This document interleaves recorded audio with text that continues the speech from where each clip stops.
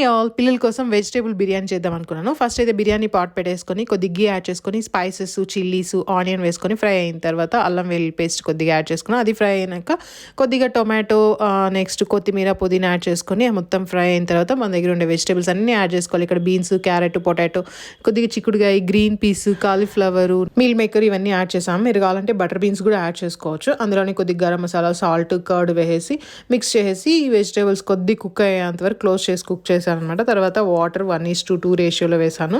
ఇక్కడైతే నేను long grain rice use చేశాను. మంచిగా అది కొద్ది కుక్ అయిపోయిన తర్వాత ఒక 5 minutes తర్వాత దమ్ పెట్టేశాను అనమాట. ఇలా పెట్టడం వల్ల ఏమంటే కింద అడుగు పట్టకుండా ఉంటుంది. అంతే, ఒక 5 minutesకి మనకి వెజిటేబుల్ బిర్యానీ రెడీ అయిపోతుంది. దాంతో కావాలంటే కొంచెం లెమన్ స్క్వీజ్ చేసుకోవచ్చు. దీనికి పెరుగు పచ్చడి కాంబినేషన్ చాలా బాగుంటుంది. నేను కొంచెం బాయిల్డ్ ఎగ్ కూడా పెట్టాను అనమాట. పిల్లలకి బాగా నచ్చుతుంది. మనకి ఎప్పుడైనా ఓపిక లేనప్పుడు ఇలా చేసుకోవచ్చు. వెజిటేబుల్స్ బాగా తిన్నట్లు ఉంటుంది.